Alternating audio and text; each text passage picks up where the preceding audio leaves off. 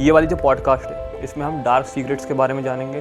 जैसे मैंने बोला था पुराने पॉडकास्ट में कि प्रॉमिस किया था कि इस पॉडकास्ट में मैं हिडन ट्रूथ्स, डार्क सीक्रेट ये सब बताऊंगा। अब जब हम हॉरर रीडिंग करते हैं ना तो हमको बहुत सारी चीज़ दिखती है। हमको टीयर दिखता है, हमको लीक दिखता है, हमें एंटिटीज़ दिखती है कि आपके किसी चक्र से कोई एंटिटीज़ तो कनेक्टेड नहीं है। तो मोस्टली यदि किसी इस पर एंटिटीज़ कनेक्टेड होती है तो उसका मतलब ये होता है कि आप किसी का कंट्रोल आपकी लाइफ में है। अच्छा, ये एंटिटी में भूत प्रेत जिन सब आते हैं या फिर कुछ एंटिटीज़ में सभी आते हैं। अच्छा, भी आते हैं। छोटे से लेकर बड़ी तक एंटिटी सारी होती है। डाकिनी हो गई, शाकिनी हो गई, भूत, पिशाच, चुड़ैल, ये सब अलग अलग जॉनरा हो जाते हैं भूतों के, बट ये सब होते हैं। ये कश्यप मुद्रा कहते हैं। इससे जो आपका 12 फीट का ऑरा है वो 4 फीट में बदल जाता है, तो वो ऑरा डेंस हो जाता है। तो इससे नेगेटिविटी बहुत टफ, बहुत मेहनत लगती है उनको पेनिट्रेट करने में। कुछ ज़्यादा ही पावरफुल है तो शायद फिर वो पेनिट्रेट कर दे आपको। मेन क्वेश्चन, क्या ग्राफियोलॉजी से हम इंसान के हिडन ट्रूथ, उसके सीक्रेट, जैसे हमने ऑफ कैमरा बात करी थी, यार कोई सुसाइड अटेम्प्ट कर रहा है, कोई क्राइम करने वाला, उससे पहले हम जान सकते हैं। और सबकी ना 2 पर्सनालिटी होती है, 2 कैरेक्टर होते हैं, बाहर से कुछ,